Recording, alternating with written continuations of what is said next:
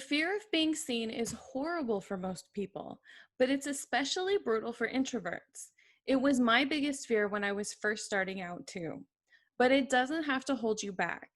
On today's episode, I'm going to walk you through my tried and true ways to get past this fear and to get started on your business. My name is Sarah Kuhn, and this is the Introvert's Guide to Starting a Business, where we talk about starting your own business through blogging and podcasting and how to do all of this as an introvert. I'll share practical tips on blogging, marketing, selling, and fighting all of the fears that come up along the way. I'll also share with you my personal journey of starting a business as an introvert, learning how to put myself out there, and finding self-love in the process.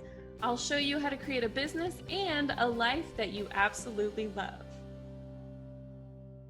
Being seen was my biggest fear, and it's also what most of my coaching clients deal with as well. Most of my clients come to me to help them get through this or to get over this fear.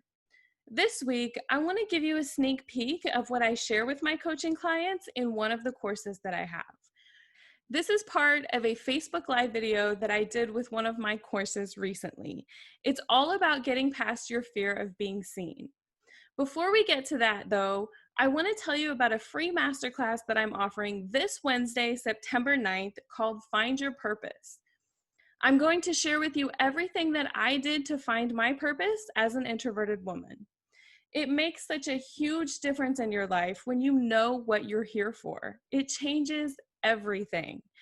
It helps you make all kinds of decisions, from what's the best career choice to where should I be living and what should I be doing with my life.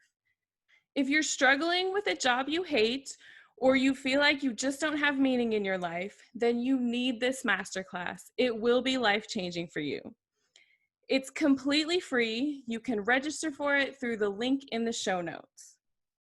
I also want to let you know that you can watch the video for this podcast at youtube.com/infjwoman. Make sure that you check it out. I post lots of videos weekly, and hit subscribe while you're there so you don't miss any of those videos. Okay, let's get to the Facebook Live video. All right, we are going to go ahead and get started. Just jump right into things. So welcome. I'm so glad that you're here. Tonight we are going to talk about how to get past your fear of putting yourself out there. Before we get started, I wanted to tell you a little bit about the structure of how we're going to do these, what I was calling Q&As, and I think that's kind of what they are. We're doing these weekly Facebook Live videos, and what I'm going to do is post a poll in the Facebook group every single week and let you guys pick the topic that you want to hear about. I added a few examples. You can add other things if you want to hear about something else other than what I came up with. You can also ask additional questions in the comments if you want some clarification on something, and I will make sure to get those answered, either reach out to you or in these videos. And you can also send me questions ahead of time as well that you would like for me to cover. I also want to make sure that you know that there are weekly new videos in the Teachable course. For the first 10 weeks, there will be weekly videos. Those are posted usually by the weekend. Sometimes it's Monday before they get put up, like this one this past week was Monday. But I'll try to have those done by the weekend for you. And also, again, if you have any questions about anything that comes up, if Teachable's not working for you, or you're just not sure what's going on, please reach out to me. You can reach out to me on Instagram. You can send me a direct message on Facebook, or you can email me as well. All right, so let's dive into it.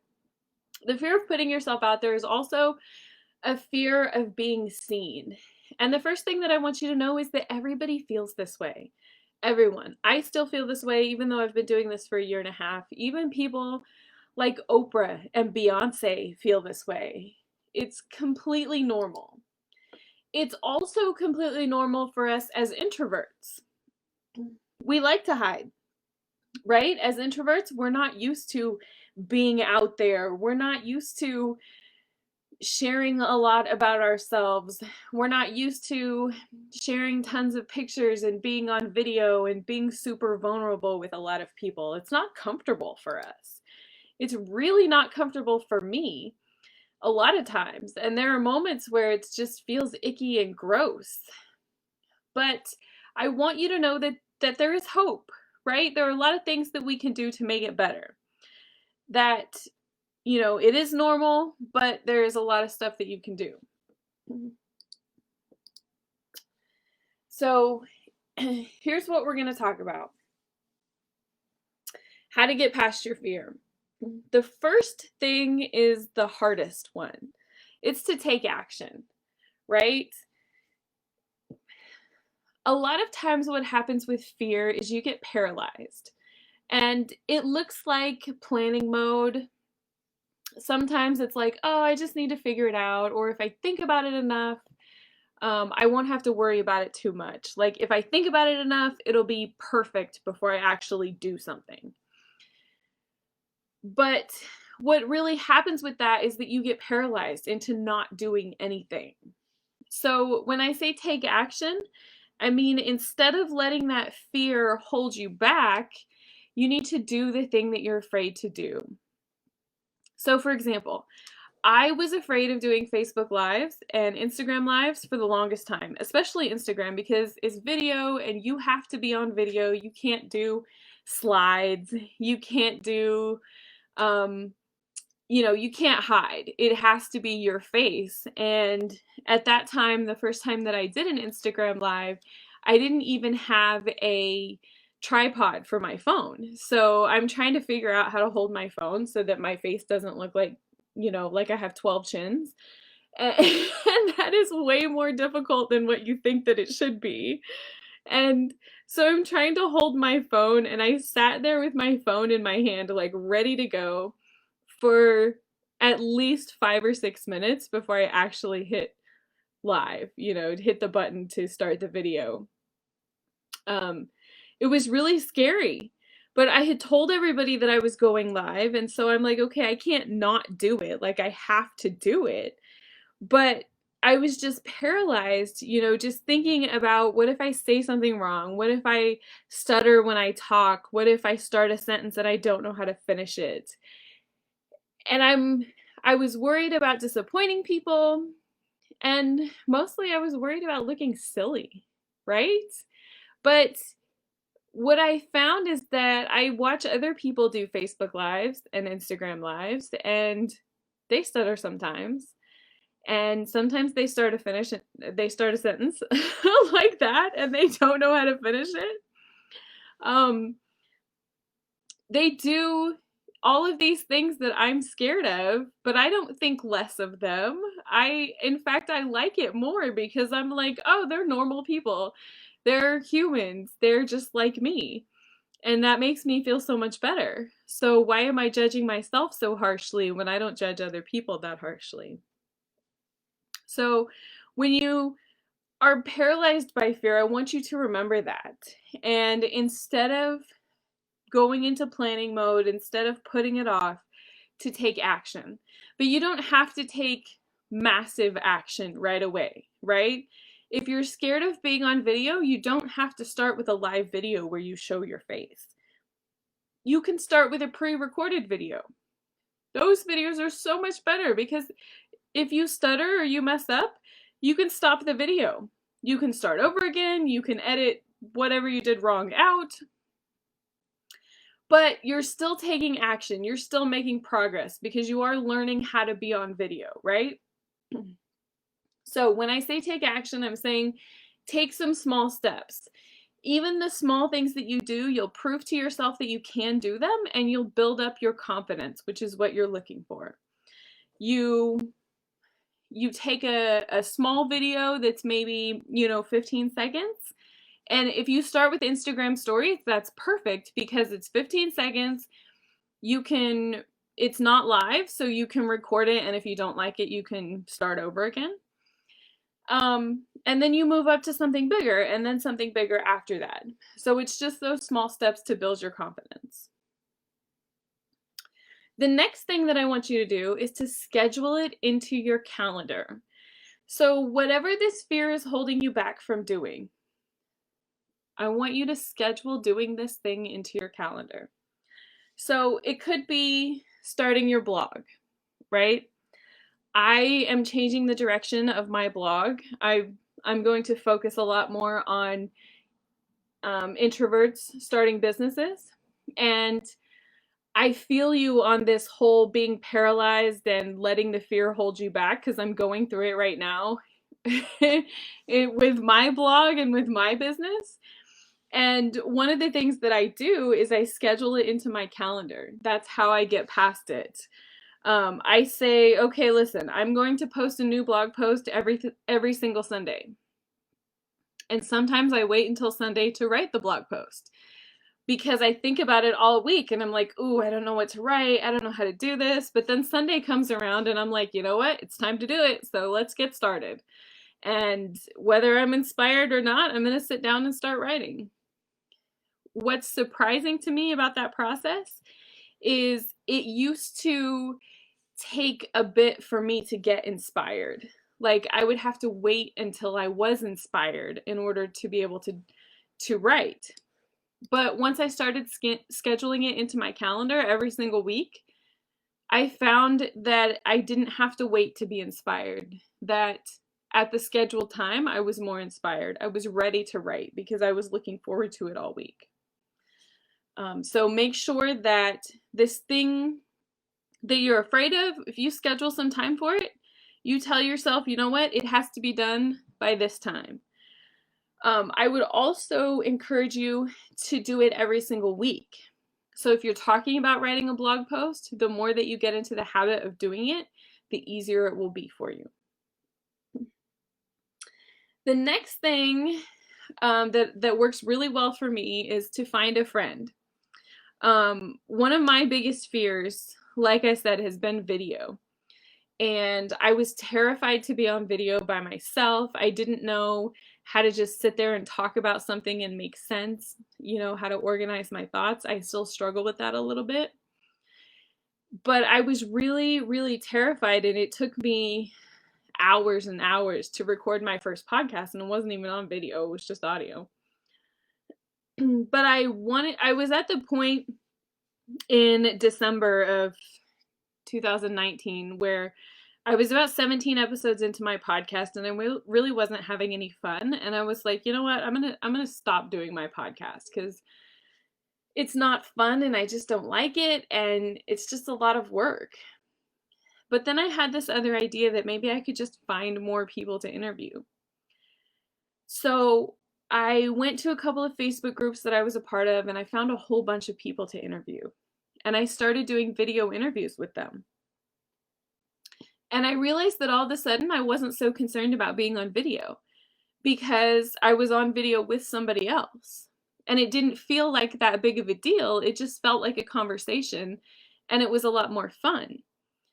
A lot of the people I connected with really well too. So we had these great conversations and I just completely forgot I was on video.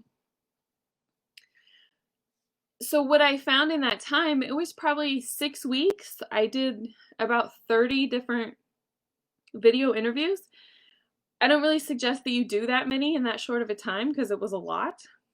But since I was recording videos all the time and there was somebody else on the video with me, I felt a lot more at ease recording the videos. So then I realized that once I went through that process, when I went to record a video on my own after that, I wasn't as scared of it. I didn't have that much fear. It wasn't that big of a deal. It was a lot easier. And now here we are, 7 months later. It's really not that big of a thing for me to record a video anymore. So I would encourage you to think about finding a friend. See if maybe that will help you. Okay, so the next thing on the list is to know that it's okay to be messy. This is also pretty high up on the list for me as far as provoking fear, because I don't want things to be messy. I want all of my stuff to be professional looking. I want it, to look a certain way, and I want to be happy with it. I'm very much a perfectionist and I have very high expectations. So when I put something out in the world that I know is messy, it gives me some anxiety, and it makes me feel like I could do better. And it's difficult for me to look past that and to say, no, this is enough. It's important for you in your business to put things out in the world regularly, right? That's my chair. I don't know if you heard that. My chair makes a lot of creaking noises. But it's important for you to put things out into the world that are messy. It's important for you to put the content out regularly, right? It's important for you to get it out there in the world. More important for you to get it out there than it is for it to be perfect. What you'll find is if you want every single blog post to be perfect, you can spend days working on them. You can spend weeks working on them, and the weeks will turn into months, and the months will turn into years, and you will never put a blog post out there. You'll be so worried about it not being perfect that you'll be paralyzed by fear. The only way to combat that is to say, it's okay to do it messy. It's okay that it's messy. It's okay if it's not perfect.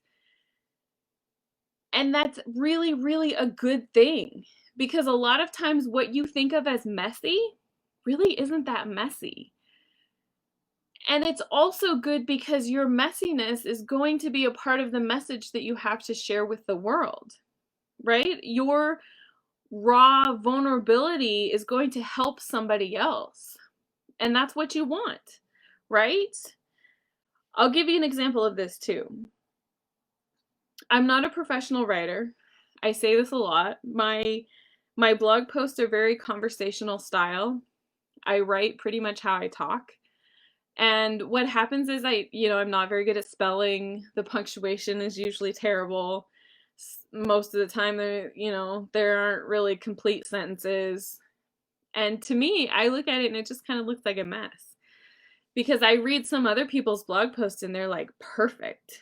They have great spelling and punctuation, all their sentences look really nice. They have their pictures placed perfectly. And I feel kind of intimidated by those things. But when I read those blog posts, I notice more how perfect everything is than I do the message that's behind it. Some of my favorite people who write blog posts write the same way that I do. They write very conversational style, pretty messy. It's not perfect, but the message behind, the message in their blog post, what they're actually saying, is so much better. So the point is, if you're not perfect, it's okay. It's okay to be messy. It's okay to put yourself out there in that kind of way. As long as you're putting yourself out there consistently, you don't have to be perfect all the time, right? And this leads right into the next thing, which is you don't have to be impressive. We spend so much of our lives trying to be impressive. I read this book not too long ago by this lady named Byron Katie, and this is one of the best things that I got out of it. She said that when we're really young, we're not worried about impressing anybody. We're just worried about being happy and having fun. And at some point, we do something and notice that people are impressed by it. And we start looking to impress people because we like that feeling of attention. And that just becomes a part of our lives. And we spend so much of our lives trying to impress people, trying to get attention, trying to feel loved, trying to feel seen and heard and understood. And we just spend all of our energy and time trying to be impressive. And we never really show our real selves, right? We're just showing the part of ourselves that we feel like is impressive and hiding the rest of it. It was such a powerful message in her book. And it really was an awakening for me of, why am I trying to impress people? Because, I do the same thing. That's why I want my blog post to be perfect. That's why I'm concerned about whether or not I'm spelling words correctly, is because I think that I have to spell words correctly to be impressive, right? I think that I have to have the perfect pictures to be impressive. But that's not really true. I don't need to impress anybody. And you don't need to be impressive either. It's completely fine if you're just normal and ordinary. You don't have to strive to impress anybody. The whole reason that we're trying to be impressive is because we feel like we have to be that in order to gain attention, in order to be loved, because that's what all of it comes down to, right? Is being loved. But what's important to realize is that you're worthy of love even if you're not perfect. You're worthy just because you exist, just because you're here. You don't need to be impressive. You don't need to be perfect. When you know that, when you understand that and you really believe it, you can set down all of that fear. And you can say, you know what? It's okay that my logo isn't great. It's okay that my website is only half done, or maybe not even half done, like mine. It's okay that everything is a mess. It's perfectly fine. People will connect with you through that mess. As long as the message that you're sharing is good, as long as the information is good, that's all that matters. That's all that matters. Oh, I had more slides and I totally forgot about them. So yeah, people will connect with you through your messiness. It's completely fine if you're just normal and ordinary. You do have to decide that the fear of not being perfect, you have to decide if you're going to let that hold you back or if you're going to push through it. Because ultimately, it comes down to you. Like I said, if you stay in planning mode, if you stay in, I'm not going to launch my blog until it's perfect, if you stay in that position, you may never launch it because what's perfect, what's enough. You have to decide if that fear is going to hold you back, or if you're going to say, you know what, I'm stronger than this fear. I'm going to go for it anyway.